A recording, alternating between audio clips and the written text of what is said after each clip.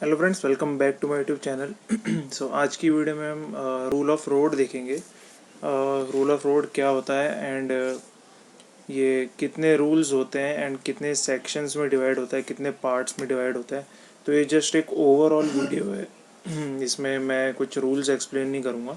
सिर्फ स्टार्टिंग में आपको एक जो हायरार्की होती है, एक जो स्ट्रक्चर होता है पूरा रूल्स का फ्लो चार्ट, वो मैं आपको समझाऊंगा कितने रूल्स होते हैं और कैसे कैसे डिवाइड होते हैं और उन रूल्स के नाम क्या क्या होते हैं और कौन कौन से रूल्स आपको मेमोराइज़ करने हैं, वर्ड टू वर्ड याद करने हैं और कौन से सिर्फ समझ के ही काम चलेगा।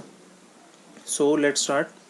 तो फर्स्ट ऑफ ऑल ये रूल्स एप्लीकेबल हैं सी में, ओशंस में, रिवर्स में, वाटरवेज जो होते हैं जहाँ पे शिप्स वगैरह चलते हैं ट्रांसपोर्टेशन के लिए, गुड्स के जो ट्रांसपोर्टेशन होता है, मर्चेंट शिपिंग जो होती है, तो उसमें ये रूल्स एप्लीकेबल होते हैं। जैसे स्ट्रीट्स में, रोड में रूल्स लगते हैं, रूल्स होते हैं, जैसे लाइट्स वगैरह होती है, ट्रैफिक लाइट्स होती है, फिर आपको कौन सी साइड में चलानी है गाड़ी आते हुए जाते हुए।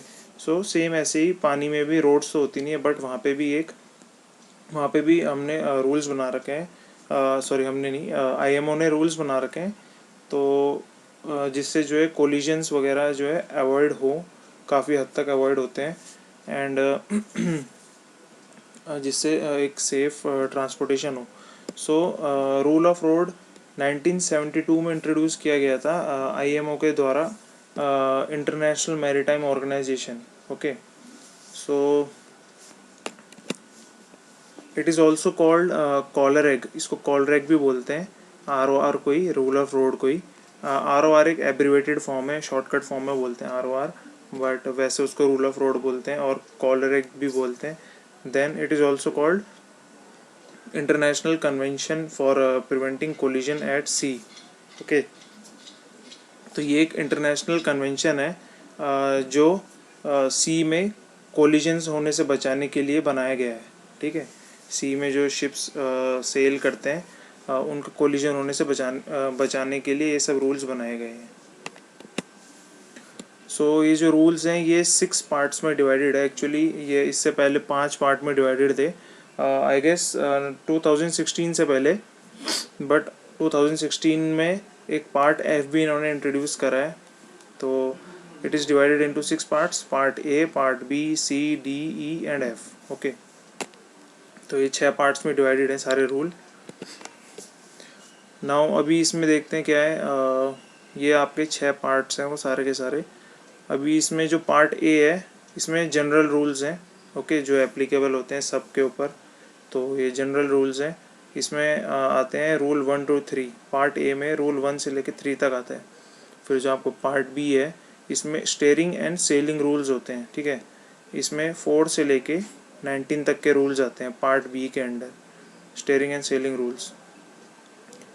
फिर पार्ट सी है, इसमें लाइट्स एंड शेप्स होते हैं।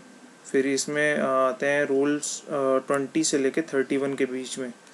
फिर पार्ट डी में आते हैं साउंड एंड लाइट सिग्नल्स, इसमें रूल्स आते हैं 32 से 37 के बीच में। फिर पार्ट ई एग्जेम्पशंस, इसमें रूल नंबर 38 आता है।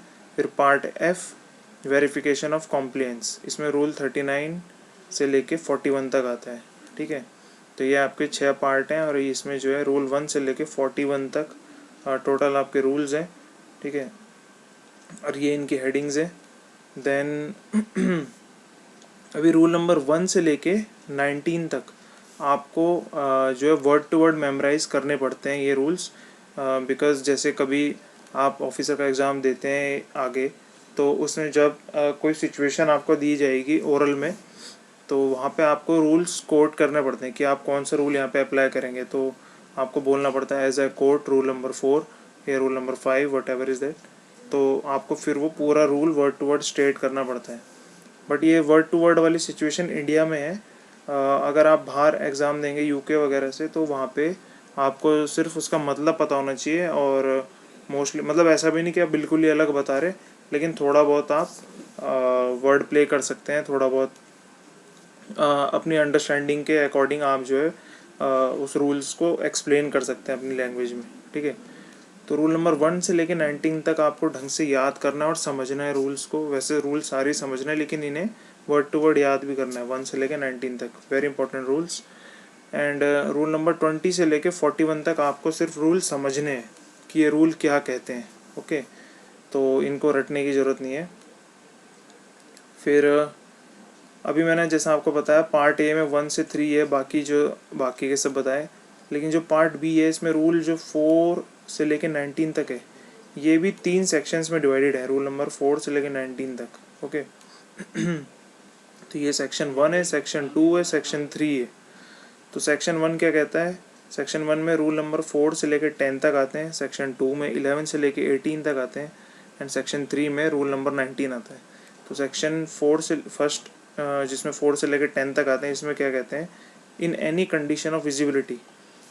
तो किसी भी तरीके की कंडीशन हो विजिबिलिटी की, मतलब वो फॉगी हो, मिस्ट हो, या बिल्कुल ही रेस्ट्रिक्टेड विजिबिलिटी हो या क्लियर विजिबिलिटी हो, ये सब में एप्लीकेबल होंगे रूल। किसी भी तरीके की विजिबिलिटी में ये सारे रूल 4 से लेकर 10 तक, ठीक है। Application, lookout, safe speed, risk of collision, action to avoid collision, narrow channels, traffic separation schemes. फिर जो रूल सेक्शन 2 है, रूल नंबर 11 से लेकर 18 तक, ये उनमें एप्लीकेबल है जिनमें इन साइट ऑफ वन अनदर है, मतलब शिप दूसरे शिप को देख पा रहा है, तो इन साइट ऑफ वन अनदर है। तो इसमें क्या होगा? रूल नंबर 11 से लेके 18 तक ये उन सब में एप्लीकेबल होंगे। Application, sailing vessels, overtaking, head on situation, because these are all situations. तो जब तक आपके वो साइट में नहीं होगा, ये सिचुएशंस और टफ हो जाएगी। सो ये जितने भी रूल्स है 11 से लेकर 18 तक, ये इन साइट ऑफ वन अनदर उन पे एप्लीकेबल हैं। फिर सेक्शन 3 रूल नंबर 19, ये रेस्ट्रिक्टेड विजिबिलिटी के लिए, ठीक है। Conduct of vessel in restricted visibility.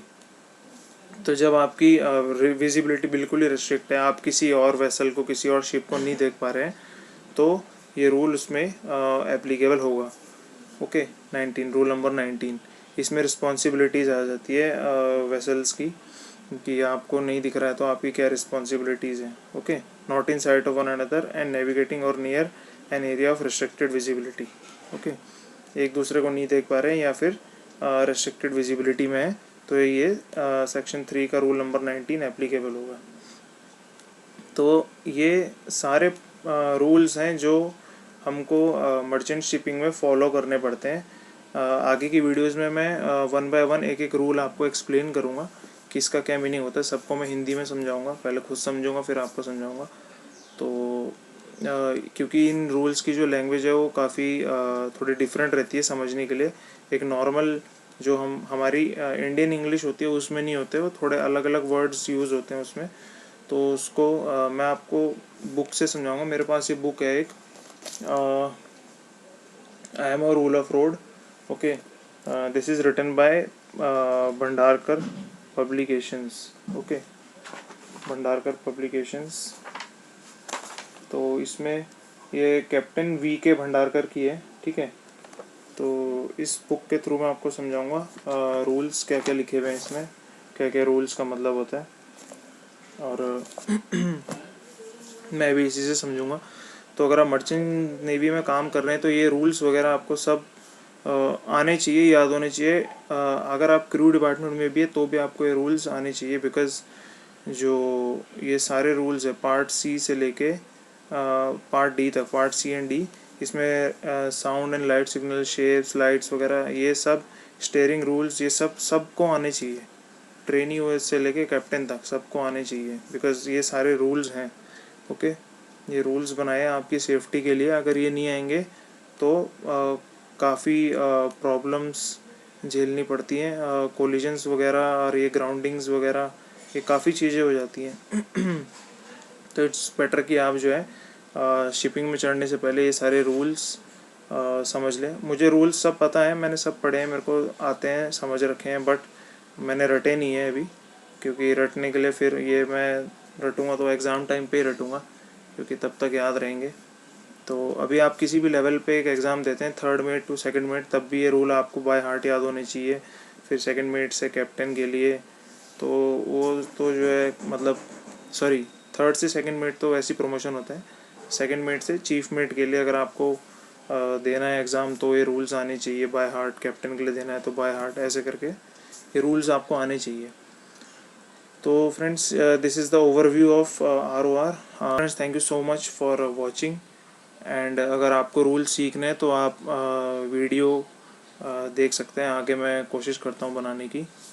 And step by step कोशिश करूँगा कि अच्छे से एक्सप्लेन कर पाऊँ। कुछ नहीं आपको समझ में आता है तो आप डिस्क्रिप्शन में कमेंट बॉक्स में आप अपना क्वेश्चन डाल सकते हैं। एंड इंस्टाग्राम पे मुझे मैसेज कर सकते हैं, मेरा टेलीग्राम चैनल भी है, उस पर भी आप अपने डाउट पूछ सकते हैं। So thank you so much guys, thank you and have a nice day.